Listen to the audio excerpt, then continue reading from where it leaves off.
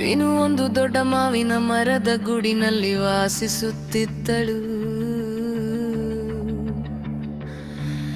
ಪ್ರತಿದಿನ ಬಿನು ಆಕಾಶದಲ್ಲಿ ಹಾರುವ ಇತರ ಪಕ್ಷಿಗಳನ್ನು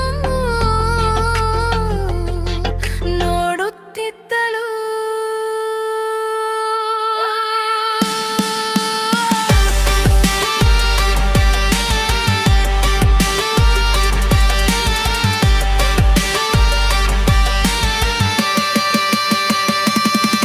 ಬಿನು ಕೂಡ ಹಾರಲು ಬಯಸುತ್ತಿದ್ದನು, ಆದರೆ ಅವನು ಹೆದರುತ್ತಿದ್ದನು.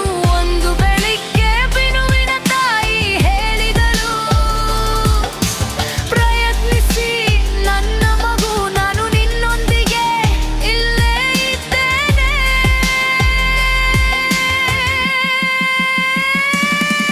ಬಿನು ತನ್ನ ಸಣ್ಣ ರೆಕ್ಕೆಗಳನ್ನು ಬೀಸಿದನು.